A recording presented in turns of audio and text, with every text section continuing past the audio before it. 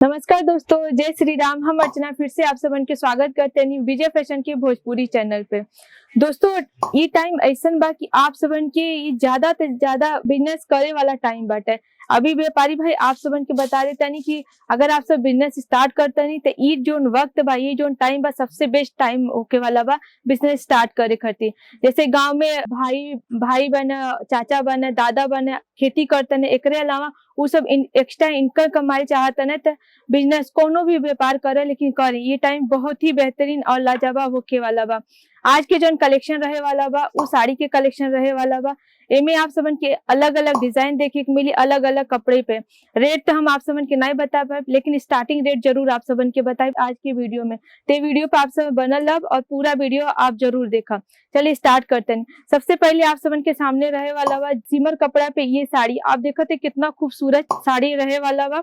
पूरा एमे जरकन के साथ साथ आप देखा था बॉर्डर पे जरकन के साथ साथ गोल्डन के कढ़ाई देखे को मिला था कटवर्क के साथ। एक फिनिशिंग आप सबन देखिए कितना खूबसूरत लगत है। ये पूरी साड़ी आप सबन के 4 पीस के कैटलॉग रहे वाला बा। सेम डिजाइन में आप सबन के मिली, लेकिन आप सबन के कलर अलग अलग मिल जाए। ये वाला साड़ी आप सबन देखते हैं पूरा दुल्हन बेसिस के साड़ी बा, जोन की दुल्हन जोन विदाई के टाइम होला उमे ज्यादा सब यूज करेली।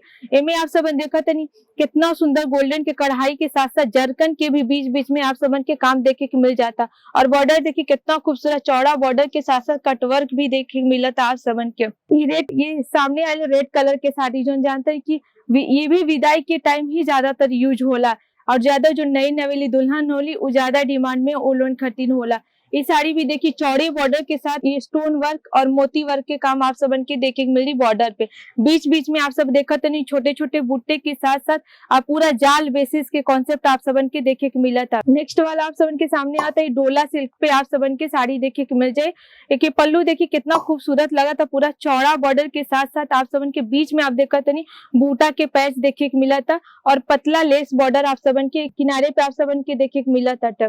पूरी साड़ी ऐसे पैच वर्क के साथ ही आप सबन के देखे के मिल जाए। बनाए के तो जरूर सबन के डिजाइन देखे के मिल जाए। अगला वाला दिखाए वाला बानी ये आप सबन के विचित्रा सिल्क पे मिले वाला साड़ी बा। ये पूरा छोट बूटा के साथ साथ आप सबन देखते नहीं एक बॉर्डर भी देखे के मिला था, कितना खूबसूरत वाला डिजाइन बा।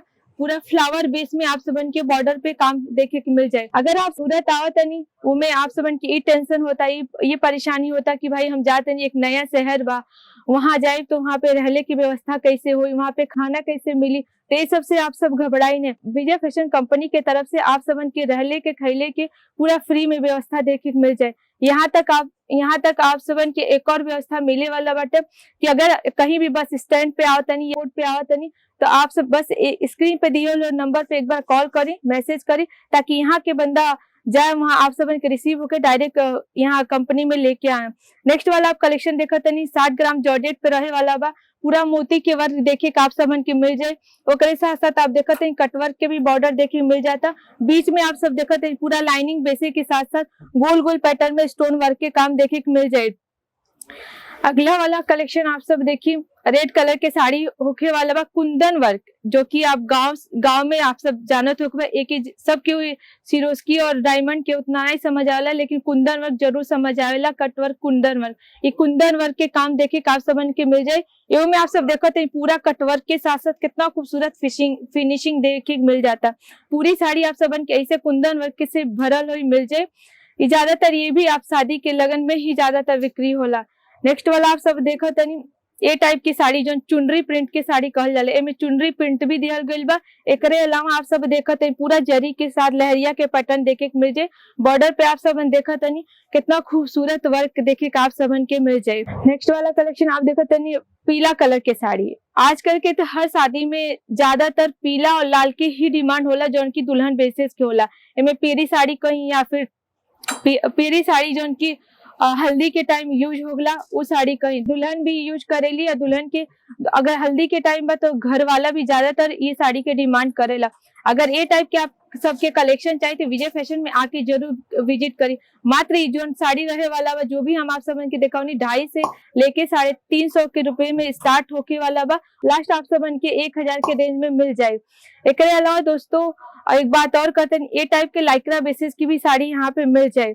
अगर इस एकरे अलावा और भी आप सबन जानकारी चाहते हैं तो स्क्रीन पे दियल हुए नंबर पे कॉल करी, मैसेज करी और पूरी जानकारी ली यहाँ तक पहुँचने के लिए। आज के वीडियो यहीं तक बाटा, फिर मिलल अगले वीडियो के साथ। तब तक के लिए नमस्कार, धन्यवाद।